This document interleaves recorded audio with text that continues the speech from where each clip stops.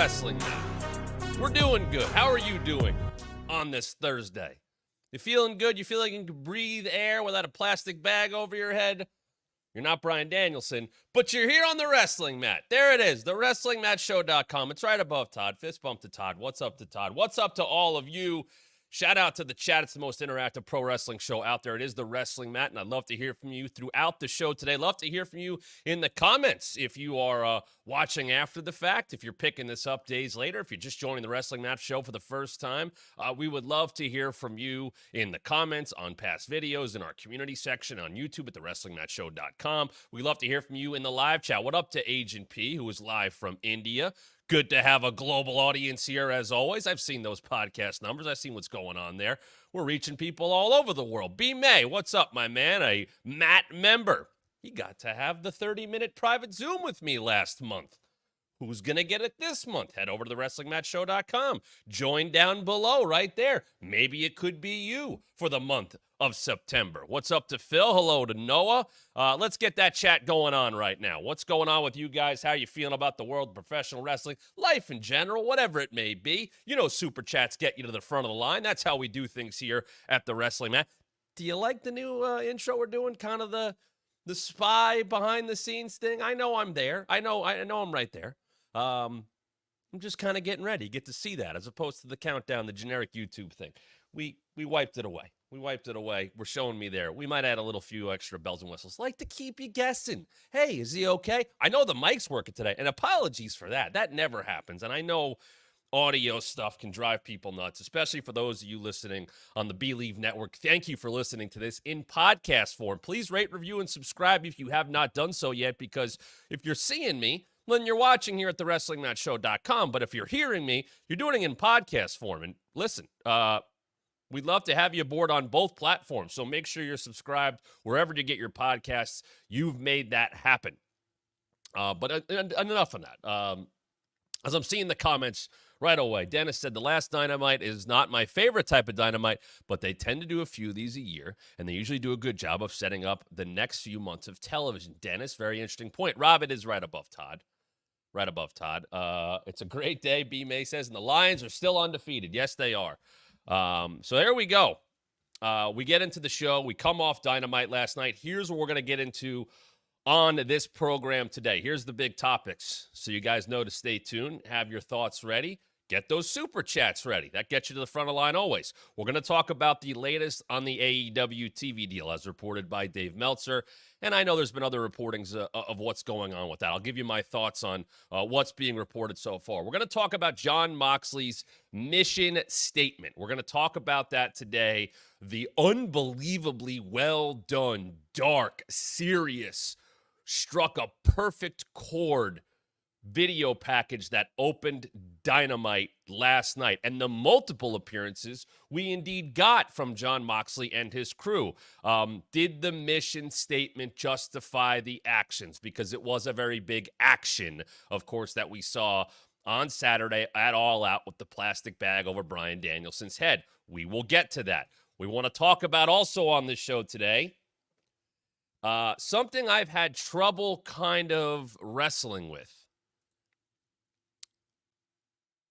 Bryan Danielson, Nigel McGuinness, looks like it's going to happen at Grand Slam in a couple weeks. In a vacuum, very exciting news.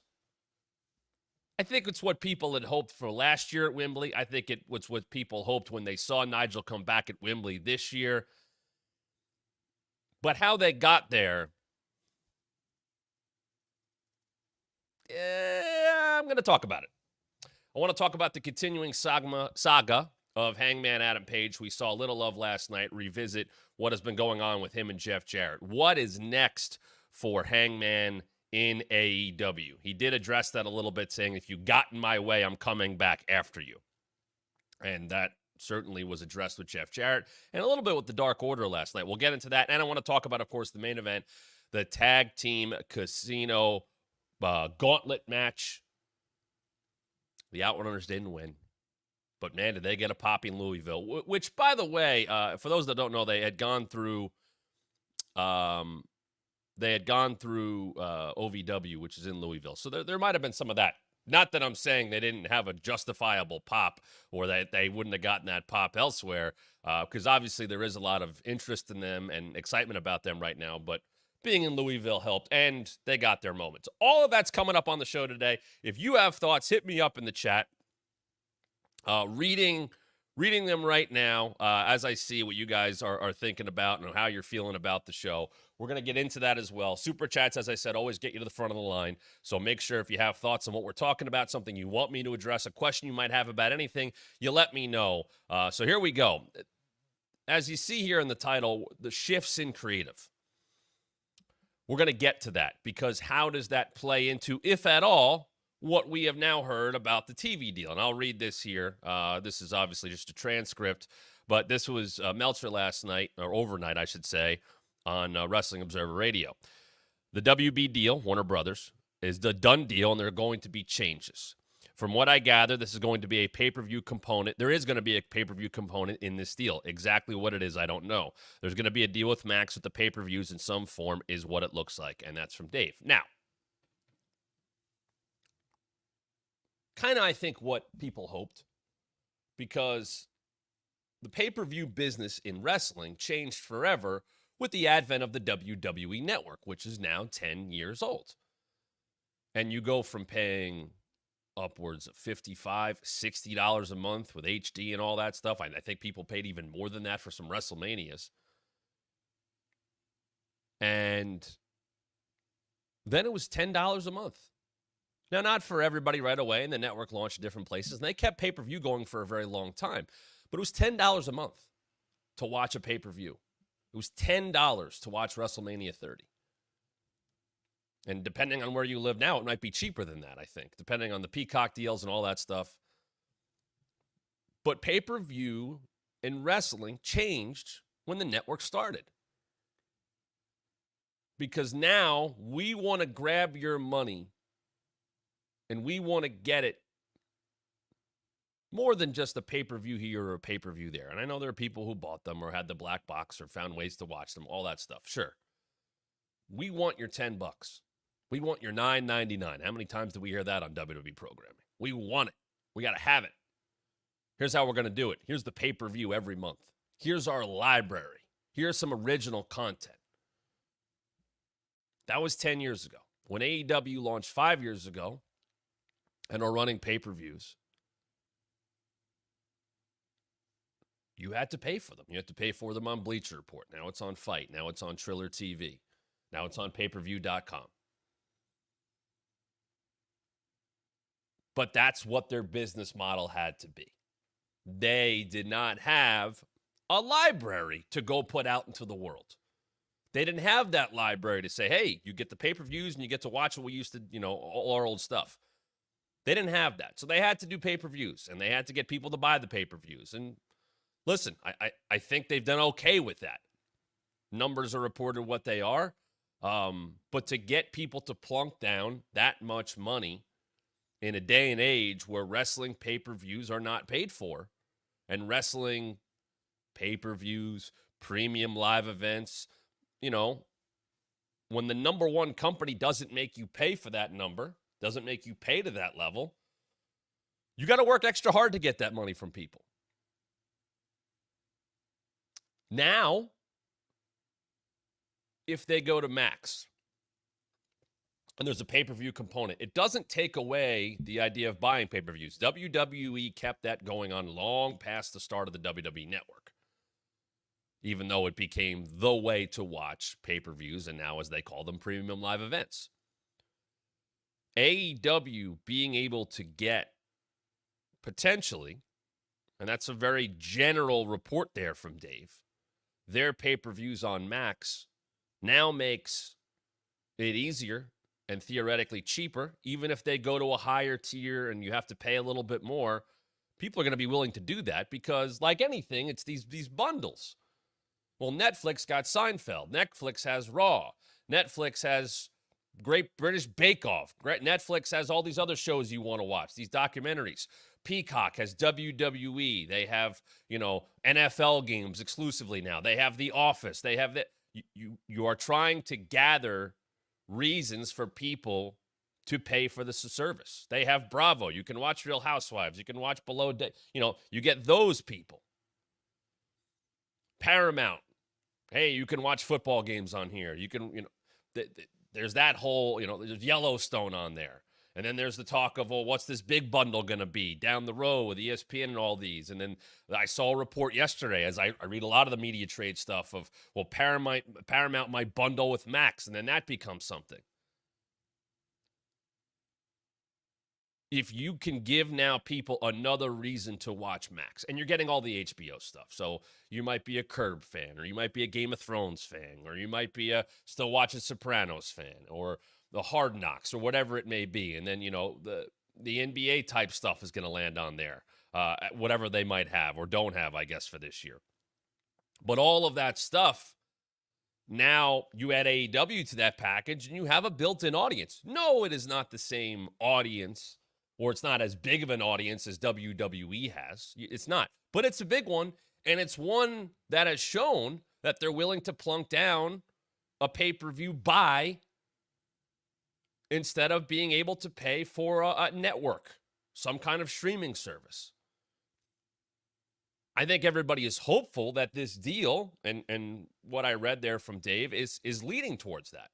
As Rob just said, reoccurring revenue will generally provide the company a higher valuation than just the one-off purchases of a pay-per-view. Absolutely. Tom makes another good point here. WWE gets to splash their PLE info and images on the front page of Peacock is such a valuable advertising spot. AEW getting similar space on pay-per-view day on Max could be a big deal for them too.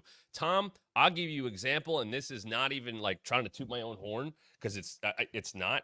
The amount of people that I hadn't talked to from like various parts of my life or distant family that happened to see my face on Peacock when they had that Peacock exclusive NFL game last year was wild. I had people go, "You worked there?"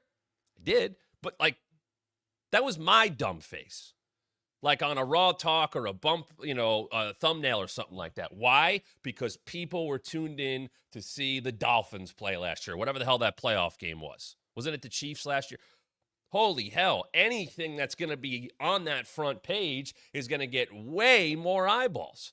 So my question is, if AEW lands on Max, what else is, what are people tuning into to bring them eyeballs? What is Max also trying to do? What is Warner also trying to do? What kind of stuff are they going to put on there? B-May says, what do you think is more valuable than pay-per-view buy? Worth $60 or $9.99 a month that allows the consumer to access everything? It's absolutely the $9.99 a month. Absolutely the $9.99 a month. Max, as Rob just posted, as of this month, 95.8 million subscribers globally, 54 million in the United States.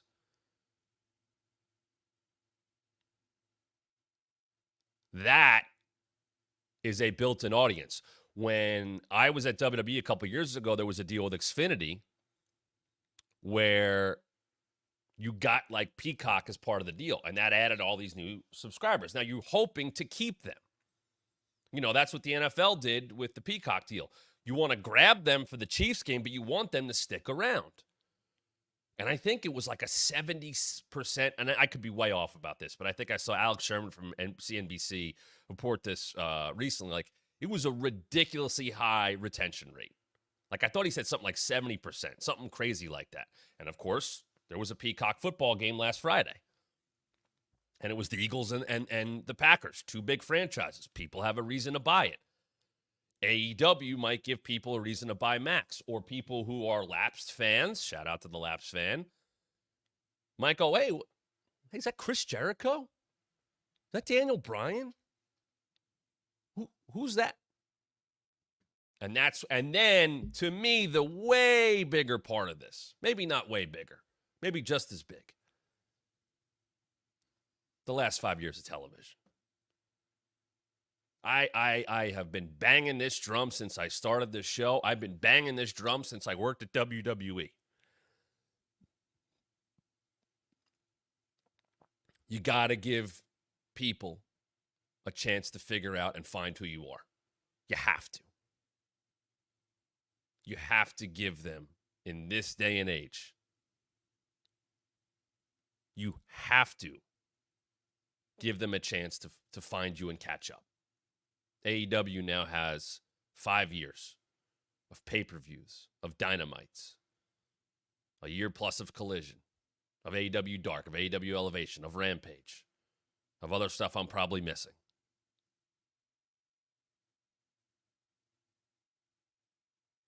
You have to give them a chance now to find things. And if you can put the back catalog, which the nice part is, and probably makes the negotiation easier, other than the YouTube stuff, all happened on Warner Brothers Turner Broadcasting. It happened on TBS. It happened on TNT. You can take all of that and go, here you go. I'll tell you right now, you're going to get a lot of content creators that are going to jump on that, me included, going, hey, let's watch Dynamite. Let's watch AEW from day one. And people will come aboard that way. And people who have come aboard in the last 6 months, in the last year, will get to go back and go, oh, that's who Orange Cassidy is. Oh, this is Hangman Adam Page. Oh, this is who the Young Bucks are. This is who Kenny Omega is. Oh, this is what Dean Ambrose has been up to. He's over here now. I missed this. Catch up. You learn. You figure things out. You invest in people more. The T-Pro just said, have a top 10 of Dynamites or something that's great for AEW to put, like, all of that stuff. All of that stuff. Think about, what's on Peacock, what was on the WWE Network. God, I hosted how many best ofs? The amount of people like, yeah, I see you on all the time. And I'm like, what did I, oh, you watched the best of the APA. Cool. You watched best of Starrcade. You watched, some WrestleMania thing. Best of Bobby Lashley. Good God, I can't tell you how many of those I did. But guess what? People will put that on and leave it on. Because it does catch them up. Kevin Nash has told so many stories of doing these meet and greets, and he'll have a child walk up in an NWO shirt. A faction, a story that's nearly 30 years old. 30 years old, and he's got kids wearing NWO shirts coming up to him. That is because you can go back and find this stuff. That is because you're going to have families sharing that. Your relatives sharing what they watched. That's going to make a lot of sense. That's going to work. Now, I'll go back here. Couple questions I saw here. Let me hit this. I don't want to miss. DNC Digital, I see yours. We're going to hit that at the end of the show, just because it's a bit out of what we're talking about right now, but we will absolutely hit that question. I appreciate that super chat. I just saw something that popped up here Nerdy Dude. Here we go. Sorry.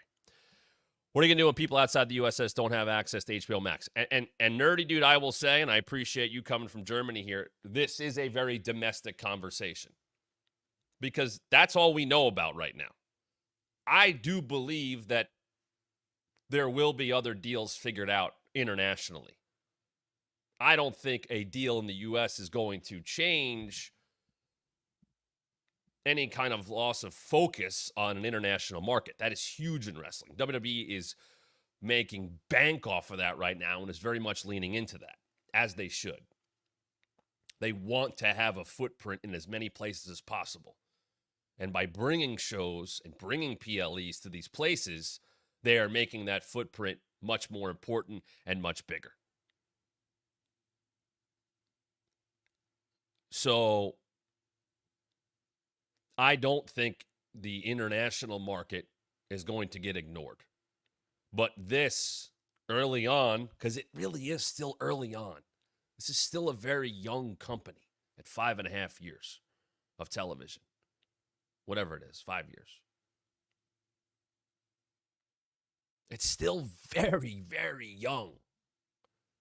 So it's about getting as many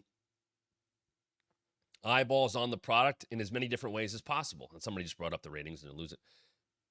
I promise you that network executives across the board are looking at more than just ratings. I promise you that. I promise you that the YouTube numbers and the social media numbers are extremely important to finding viewers, to finding fans. The ratings being down? No, not a good thing. 100% agree. Does it match up with the percentage of people cutting the cord? Not completely. I know Wade Keller had a story about that the other day.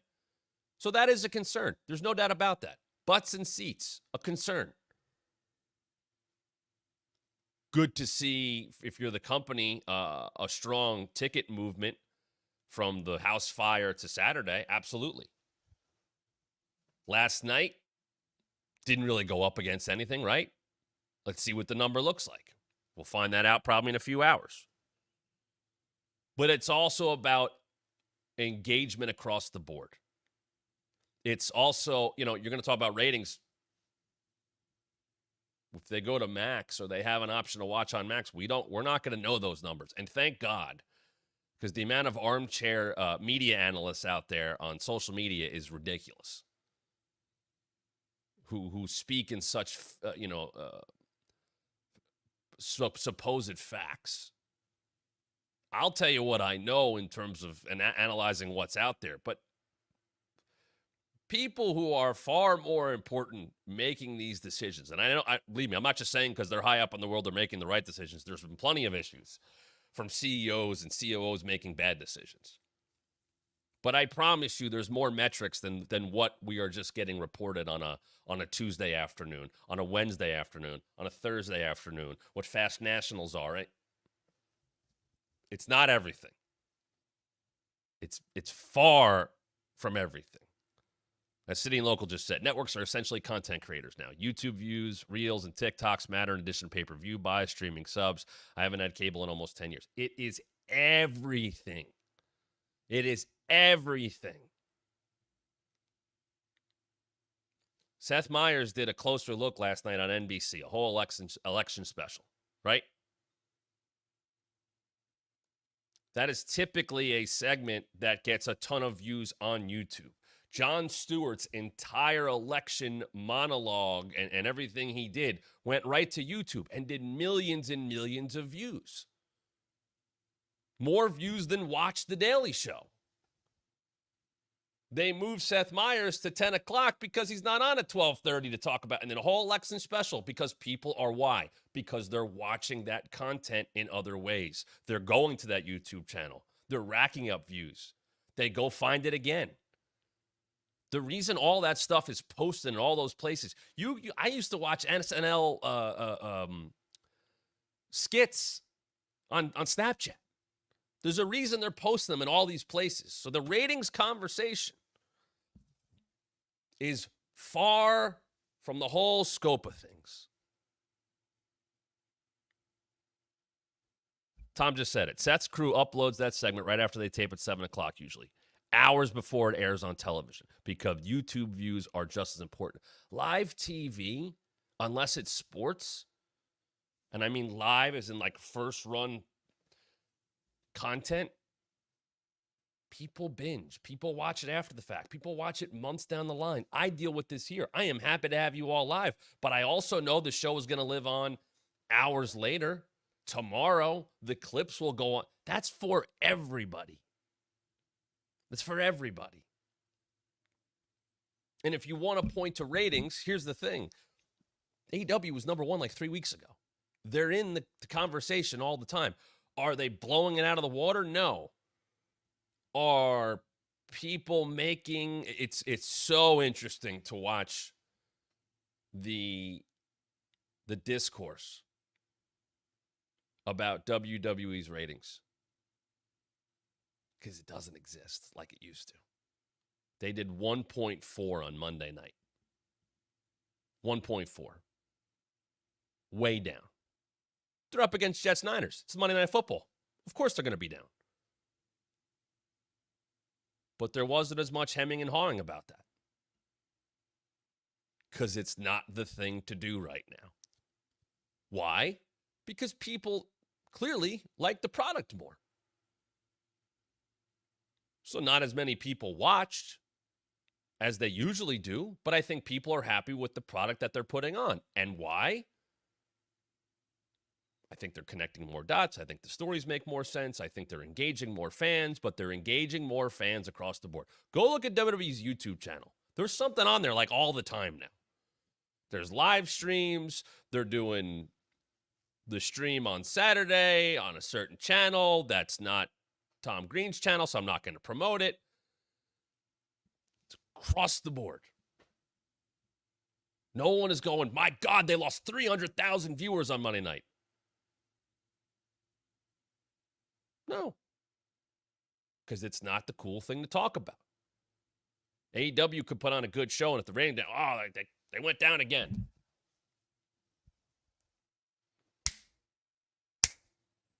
Five years ago, I worked at the other place.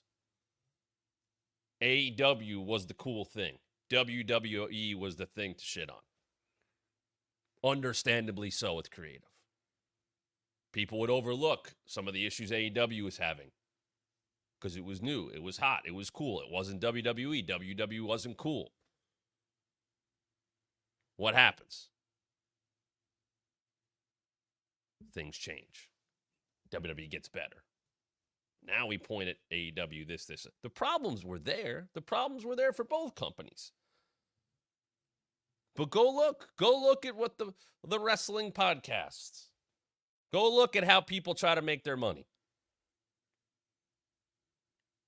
You play the heel. You kiss the ring. People tune in. There's no money in knocking the WWE product right now, even if it's deserved.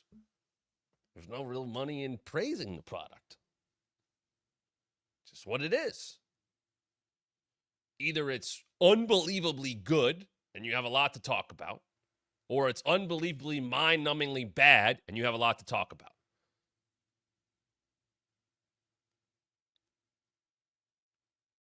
That's fine.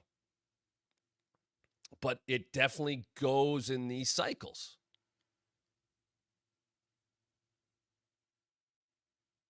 And there you go. Droid just said, the need for a sense of belonging continues. So jump on the thing that's getting criticism.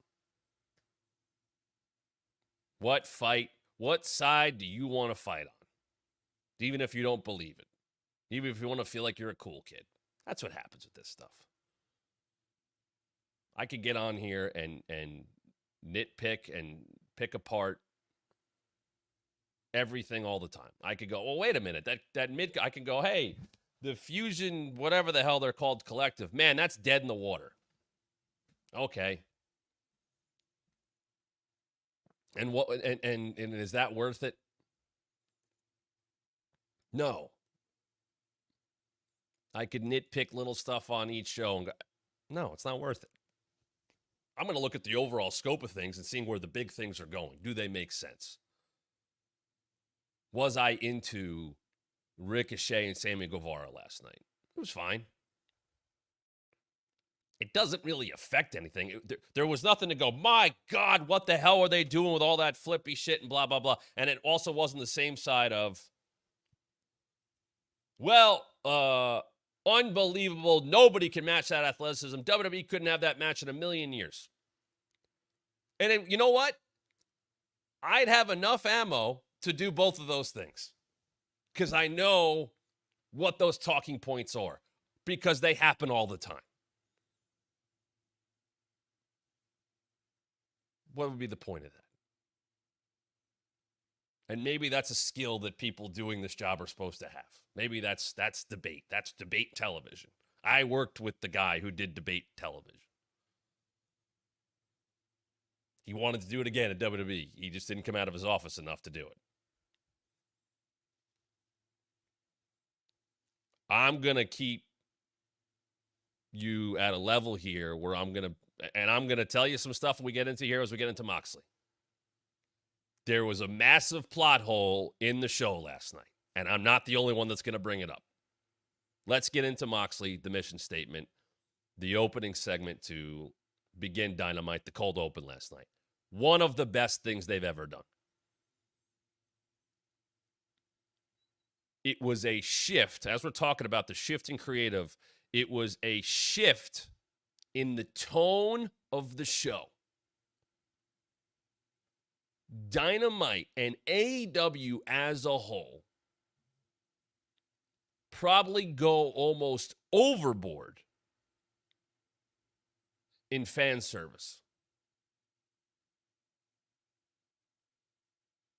Probably sometimes to their detriment, where they play to the fans they already have instead of looking wider. Now, at the beginning, we go back 5 years ago. That makes sense. That makes total sense. Hey, we're not this. We're not WWE. We're gonna do something else there. We're going to give you a different product. It's going to look different. It's going to have different people. It's going to have some people you know, some people you've never seen before, some people you've heard of. And they went in that direction. WWE's going in their direction. And adjustments made along the way, some for the better, some for the worse, for both companies. And here we sit today. But Dynamite typically has been a happy show. I think AEW has been a happy company. Their biggest heel from the jump was MJF. Even he became someone that turned babyface because people liked what he was doing. Heat is a good thing. Not to sound like Bubba here all of a sudden. But you need that sometimes. You need your baby faces to have obstacles. Serious obstacles. Not all chicken shit stuff.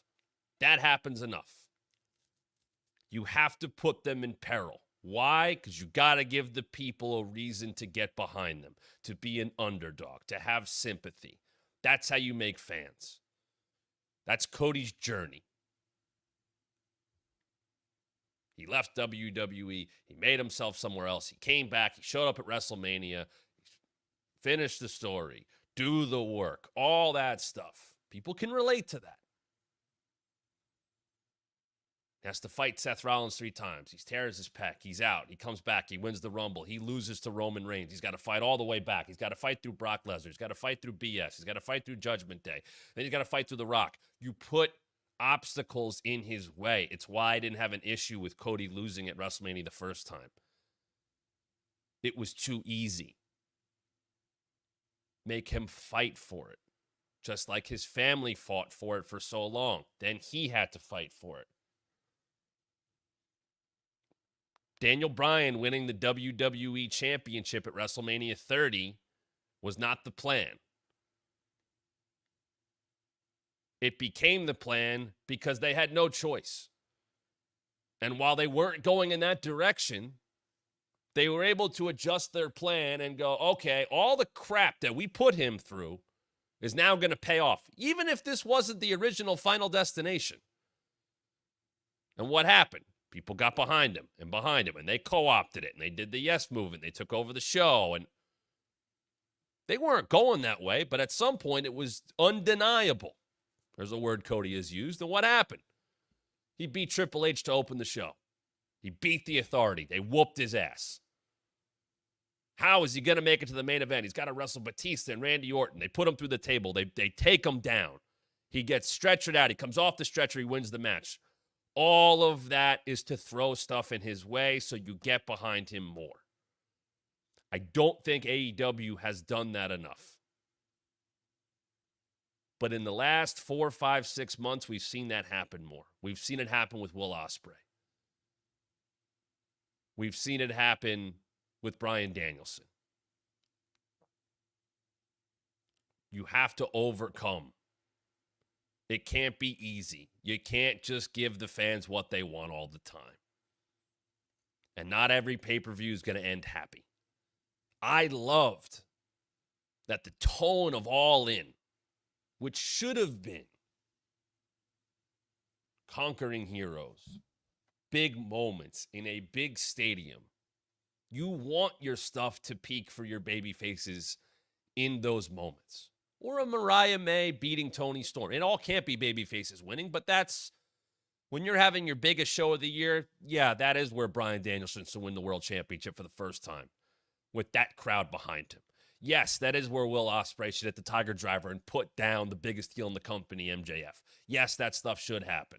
Yes, you should have a nice moment with Nigel McGuinness. You should have that casino gauntlet with crazy name after crazy name. Sure. And 2 weeks later, now you're in Chicago. Now you're back into a building. Now, even though it's a pay-per-view 2 weeks later, celebration's over. Now you focus right back up. That is the beauty of professional wrestling. There's only going to be a day or two between pay-per-view and that next show. And things will change. Whoever went down will try to get back up again. Whoever was up will try to stay on top.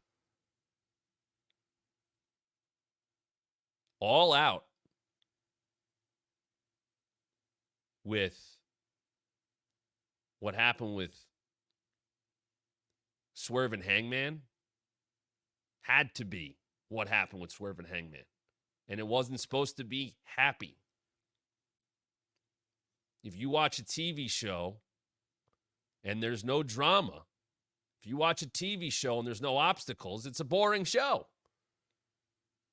If you watch a Marvel movie, you watch a superhero movie, anything like that, and it's easy for the babyface, the good guy, the good girl, whoever it may be, can just go about their life. There's no show. It's boring. John McClane doesn't save New York in Die Hard 3 in the first 5 minutes. Him and Samuel L. Jackson got to go around the city, answering phone calls, dealing with Simon. The Rock, in his blockbuster movies, needs to jump out of buildings and stuff. They throw stuff in his way. That's how, I mean, I can't, I have to explain that because some people are like, well, no, like it was too much. No, it's not too much. You have to make it tough sometimes. It can't all be happy. It's episodic. It's on TV every single week. There are ups, there are downs, there are twists, there are turns, there's drama. That is how entertainment goes. And it doesn't all go well. So Moxley doing what he does, and he says the statement, I'm the king of the lands. I did what I had to do.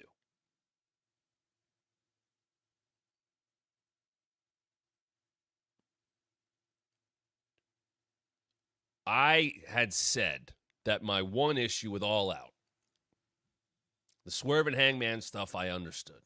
It had gotten to that level. They had already had an unbelievable knockdown, drag-out fight, at the end of last year or beginning of this year?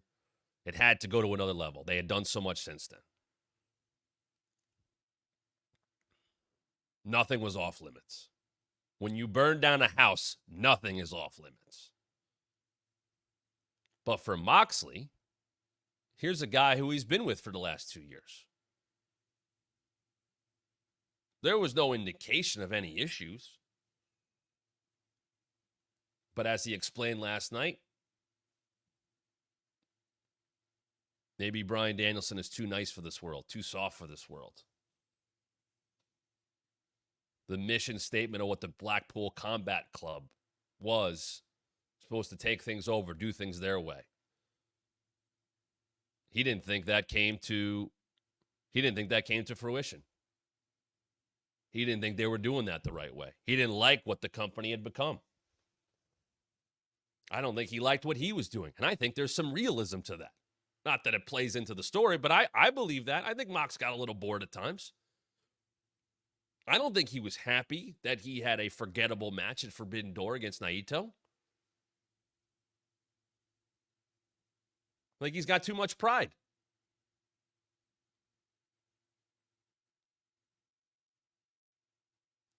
So him saying what he said last night, invoking the name without saying Regal of William Regal. Hey, we had to do what we had to do because this is we have to send a message. And here it clicked with me as I was watching it back this morning. To go to that level, to kick off an angle. And I know they didn't do this, even though it was referenced by Nigel McGuiness last night. I know it wasn't as dangerous as Moxley holding a bag with the air open at the bottom over Bryan Danielson's face and that asphyxiation. Oh my God, like what the hell? That's murder. The only thing I could think of in recent history that had that level of, oh my God, they're taking over everything, this place is in danger, was the Nexus angle. Where they're destroying ringside, they're ripping things up, and they're destroying John Cena. Top of the company, take them out. By the way, CM Punk and the Straight Edge Society are outside. That's the match. They're beat up in that a little bit too. What happens? Nigel referenced it last night. Justin Roberts getting choked out with a tie. Choked with a tie. Choke. Bag overhead. Also very dangerous. Choking with a tie. Yanking back to that level. Also very dangerous. Got him fired. But the shock of that angle will be talked about forever because it was so unlike, whoa, wait, these guys were doing the game show last week. We know the big British guy won, but hold on a second. And all of a sudden, you had to take notice of them right away. You had to respect them. Did they book it right at the end? Of course they did. I had a whole Wade conversation the other day about that. But they tried. They beat up Vince. They beat up Bret Hart. They beat up Ricky the Dragon Steamboat. They should have won at SummerSlam. All that stuff. But the unbelievable shock of them taking over and wrecking the show and it not feeling like a wrestling angle like it typically would have been. The announcers are running for their lives. The ring announcer's getting destroyed. John Cena's getting destroyed. They're ripping up it was unlike anything else. It made you pay attention and go, who are these guys? They're dangerous. So that, to me, is why they went to the 15th level on Saturday and put that bag over Danielson's head. Because then you have to go, whoa. This isn't just some heel turn. The emotion was Claudio hitting that uppercut on Danielson. That was the emotion of it, and you saw it on his face. Yeah, I just got hit in the face, but this hurts more. You just took me out. And then it goes to another level so quickly. Claudio was the typical heel turn. Moxley made you pay attention. And that tone was felt throughout the night. That tone was felt taking out that tag match. And then Pac speaks. The tone was Darby coming out and calling out Mox, and Mox only coming out Marina. The tone was the cold open of the show. You should see your big star multiple times in a night. The reason people look so fondly back on the Attitude Era, while there is, as I said the other day, plenty of bad stuff, Stone Cold's on the show the whole time. Keeps popping up. What's he doing now? He's your star. Remind people. Shit, he might show up again. Moxley's always been in that category.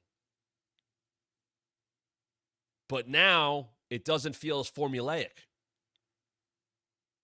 You saw him at different times with different people in different presentations. You didn't know when he was going to pop up again. You didn't know. Like, it would have been obvious to go, well, they took out that tag match. He's going to speak now. And then he doesn't. And you go, wait a minute, he's supposed to talk. So then when Darby comes out, then you get him again. Keeps you tuned in. That's why they do random whodunits once in a while. Who ran over blah, blah, blah with the car? Tune in and find out.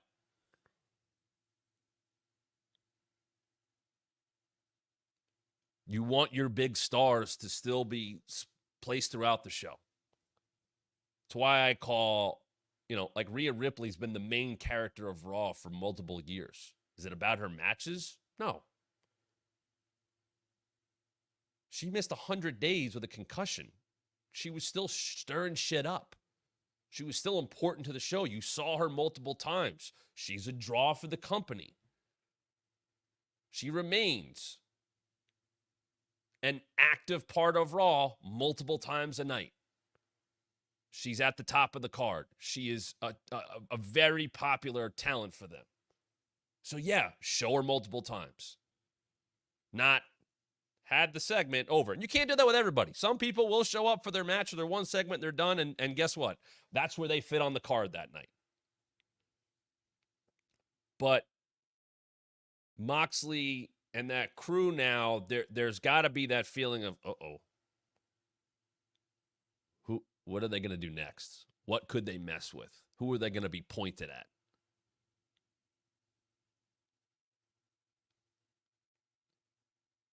They have the conversation with Darby.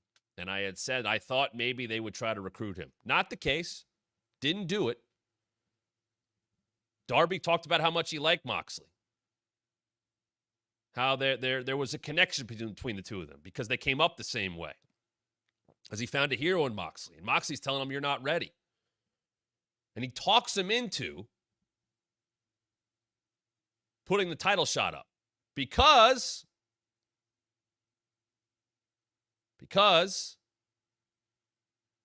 Danielson's not cleared. And we'll get to that. So right there, I'm good with it. He's not cleared. Okay. So Darby can't have his title match at Grand Slam because his opponent is not cleared. Now, he gets goaded into it. You want to say he looks stupid for that? Okay. You want to say, though, it's him going, I can't back down from a challenge. I can't say all those things about Moxley and then not face him. He got goaded into it. That's okay. That is not an issue I had. We move on, though, to Nigel McGuinness. Nigel McGuinness interrupts a Christopher Daniels interview. And Daniels is speaking about, I don't know if it was the right thing and blah, blah, blah. I need to talk to Tony right now. Well, we can't. It's the middle of the night. No, we got to do it right now. And he comes out. He's not part of the show normally. He's a collision guy. He's a collider. And he talks about Danielson and all that and basically says, because this is the right time to do this, it's me and Danielson at Grand Slam. And people get excited. And on paper, absolutely so excited that Nigel McGuinness and Bryan Danielson is happening again, which I believe will be the 10th time.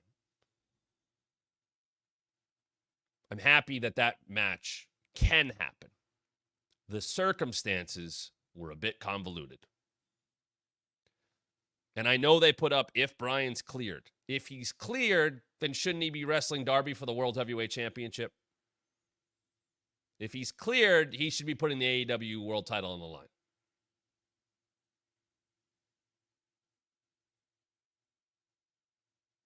Grand Slam in 2 weeks at Arthur Ashe Stadium. Is Nigel going to come out and cut the promo? He's not ready. They're not going to not have the match. You can't bait and switch that. They've already just taken away a title match. Now, look, Mox and Darby's a great match. I'm not mad about that. And Moxley will very likely win that. And maybe that's a way to get Darby to think about changing his ways. Maybe there's something to that. Darby's never been a heel in AEW. But how can Danielson get cleared for one match and not the other? I get you want to make it big. I get you want to do that. I totally understand that.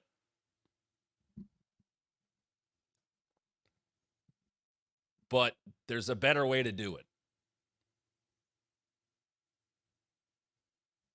There's a way to close that loophole. Why can Danielson do one match and not the other? And why would Darby be okay with that? Why would that get approved? I'm happy Nigel McGuinness and Bryan Danielson can happen. I'm thrilled that that is a possibility. I'm thrilled that that very likely will happen in a couple weeks. But I think you can poke holes in how they got there. And is this Nigel just going to be ragging on Danielson for the next 2 weeks? Which is fine because it's very funny and it is biting. And, you know, theoretically they'll have a great match. No title on the line. Does that open the door to Nigel actually winning? Maybe. I don't know if that is, you know, a loophole of, well, I didn't lose the title so I can keep going. No, I don't think that's the case. I get both sides of it. I'm excited for the match. I still think it was a little convoluted how they got there. That's it. I still think it'll be a great match. And I don't think we should be rushing to anything with Danielson and Mox anyway. So,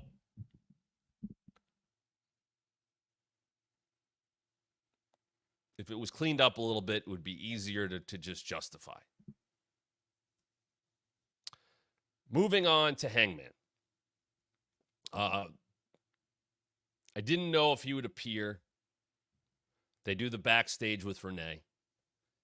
And, you know, on Saturday, there was that moment when he was going to walk back down the aisle.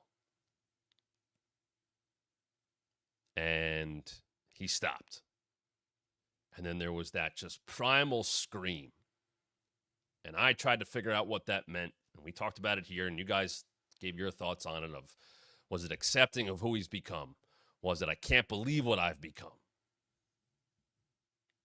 And I think what we saw last night when he said, if there were 1,000 houses,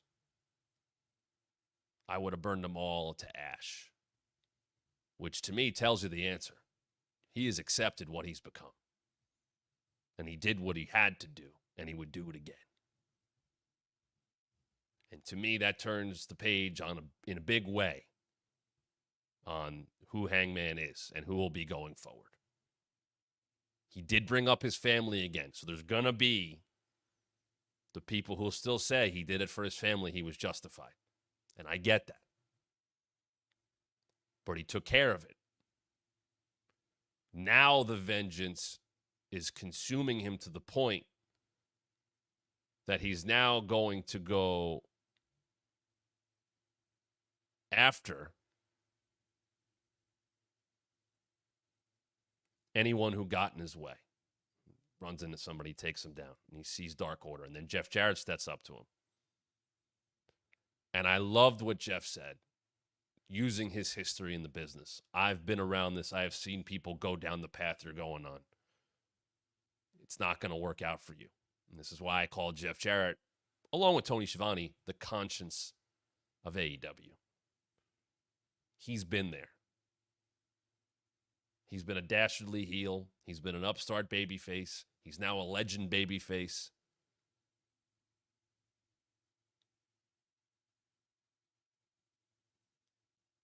And he told Hangman at some point, you're just going to have to look in the mirror and see who you are. And I took that as maybe something that gets revisited down the road. Maybe that's a line and ends up in a video package 6 months from now, where Hangman has now gone down the dark path for so long by himself that there is no coming out of it because there's nothing else left to do. But he's so deep in it, he can't get out of it, and he's going to need some help. I think Jeff's line was very intentional last night. And Hangman didn't want to hear it, so he punched him in the face. And we come back to that story. Because it really was going to be, where does Hangman go next? Does he point himself back at the world title? He was only pointing at the world title because Swerve had it. Now he's talking about going after the people that got in his way of Swerve. I was shocked that he let Evil Uno get away with the I don't even know who you are anymore line. I was shocked. I thought he would have hit him, but it was about Jeff and having that moment. And he should dispatch of Jeff at some point. But someone's going to step up to him. Someone's going to have to put him back to what he used to be. Or someone's going to have to check him. That doesn't have any animosity towards him. It doesn't have necessarily a personal gripe. Just someone going, you can't do this. And maybe that's a fight. I know somebody who can get in his ear. I know a certain Eddie Kingston, who I know is not close to cleared, I assume. But I could imagine him having that conversation with Hangman. And I've talked about this before. Brother, don't do this. You let this hate consume you, it will ruin your life. It will ruin your life when you're in the buildings. It will ruin your life when you're at home. You won't be the same father. You won't be the same husband. It will eat your brain. It will mess with you. You did what you had to do. You have to move on, or you'll be miserable. And if that leads to a feud with those two, so be it.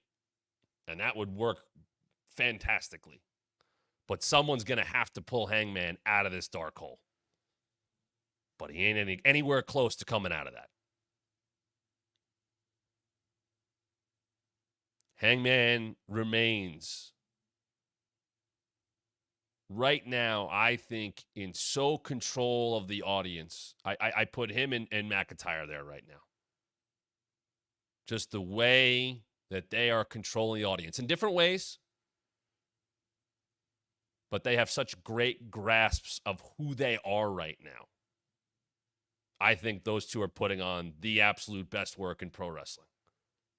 For different reasons. But they know exactly who they are. They know who they're supposed to be.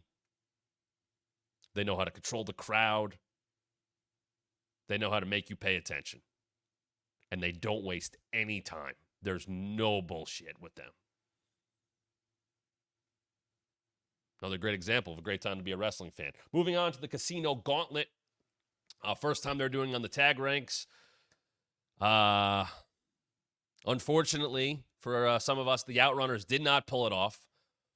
I like this Casino Gauntlet a little more than some of the other ones because my one thing, and it is something that wrestling has dealt with in multi-man matches forever. If it's an odd number or more than two or whatever, you know, you always have the people laying outside the ring or laying in the corner. Rumble's got 9 guys in it, a few of them are laying in the... It's how it is. You don't want to overstimulate people. But I think at times, like that Gauntlet match, you just have people on the outside and it gets to 2 people. And it's like, all right, that's not totally believable, but I get it. But with the tag match, there's just so many bodies. You know, I like that FTR was fighting people on the outside while other stuff was going on the inside. And it doesn't have to be the focus. If you're trying to give, you know, a spotlight to the new team running in, you stay on that stuff in the ring. But there could be stuff going on elsewhere, and the other cameras can catch it or whatever. Like, that makes sense. That works. There's nothing wrong with that. And I like that there was so much chaos with that last night. I like that FTR stopped the grizzled young vets from getting in the ring. That plays into their story on Saturday. Hey, it's not a huge piece of storytelling, but it's a little bit. They got a match Saturday. They don't like each other. FTR is going to stop them from getting in the ring. Now, neither team gets a shot at the Bucks. You got to see what the tag division has to offer, and they have a lot of teams. So, can they get it back? Because I have said it doesn't feel like tag team wrestling as a whole in pro wrestling right now matters a whole lot, unfortunately. I guess you would say NXT features it the most in terms of giving it actual time. But, hey, here's Undisputed Kingdom. Here's MXM. Here's FTR. Here's Grizzled Young Vets. Here's Private Party. Here's Top Flight. Here's the Outrunners. And who wins the match? The one team that's not a team. There does feel like there's an element of sprinkle a little Osprey on it right now. Some teams didn't get in. Arctic Arcade noting Dark Order didn't even get in the match. That's part of it. I like Osprey and Kyle Fletcher as friends. And they are friends. There now seems to be some elite Don Callis stuff going on, which is like heel group versus heel group. Although I think very obviously Don Callis has like some people that everybody wants to cheer in his group. And whether, the face-off with Takeshita last night with Okada and, Kyle is with Callis and Will used to be, and Kyle's still cool with Will. So, there's those interminglings.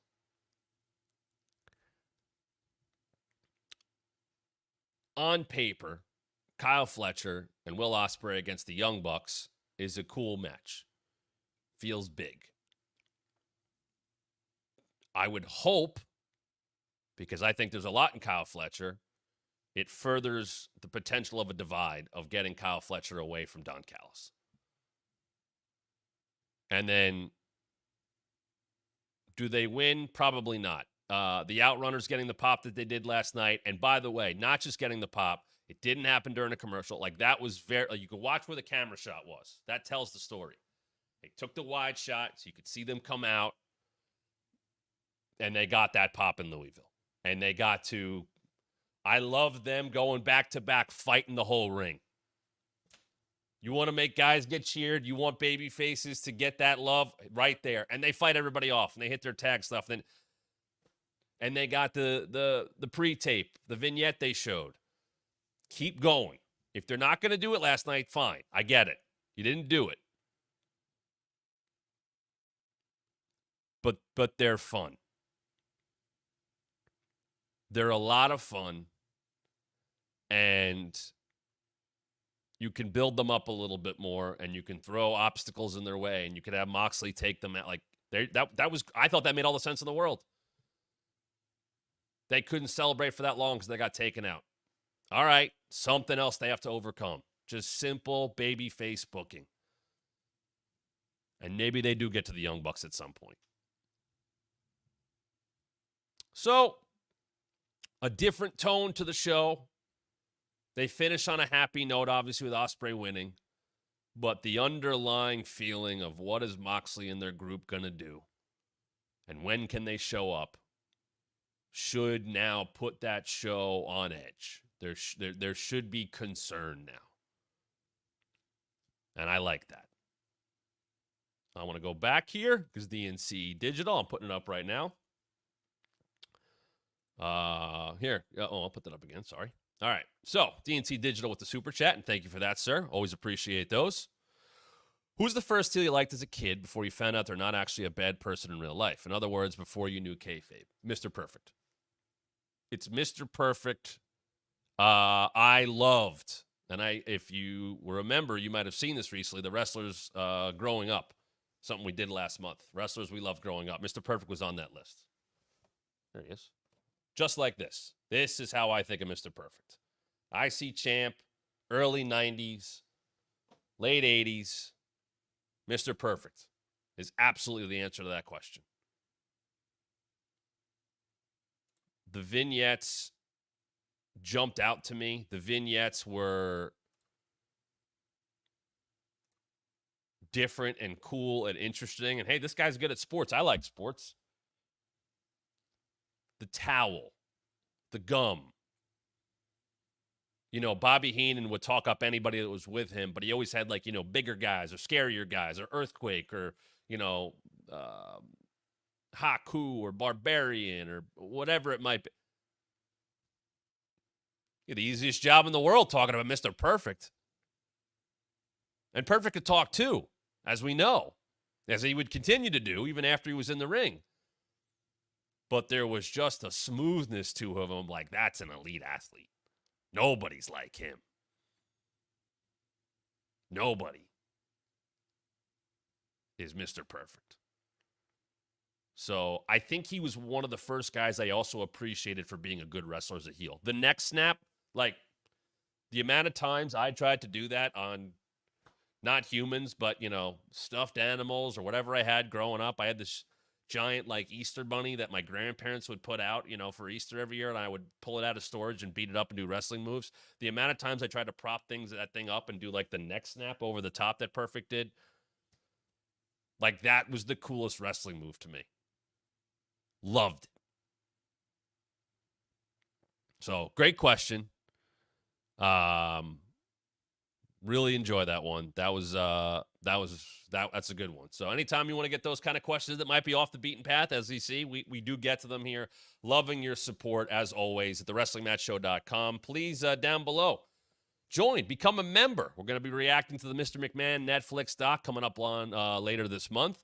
We're going to be watching a live episode of Raw or SmackDown or Dynamite at some point this month. You got to be a member to be a part of that. There you go. You see it all right there. The perks you're going to get. We're going to be doing an AMA very soon here this month. And if you get to that Matt event level, maybe you will get to pick the old watch back that we do, the private past wrestling event watch along. Maybe you'll get to pick that. Maybe you'll get that 30-minute private Zoom. And as I said, the merch is out. Wait a minute. Is the merch out? Is the merch now available? If you could take that down at ProWrestlingTees.com. Because I'm going to tell you right now, let me just confirm very quickly before I get too far in this. If you go, I have it right in front of me, ProWrestlingTees.com. ProWrestlingTees.com. And search for the Wrestling Mat. Folks, the merch exists. It's right there. You can go get it. ProWrestlingTees.com now has Wrestling Mat merch. Please go check it out. And, of course, if you remember, you'll be getting discounts on that merch. But it is at ProWrestlingTees.com, just confirming, / the Wrestling Mat. ProWrestlingTees.com / the Wrestling Mat. You can now get Wrestling Mat t-shirts. Thank you for your support on that. If you're listening on the Believe Network, if you're listening via podcast form, thank you very much. Rate, review, and subscribe there. Come on over to thewrestlingmatchshow.com.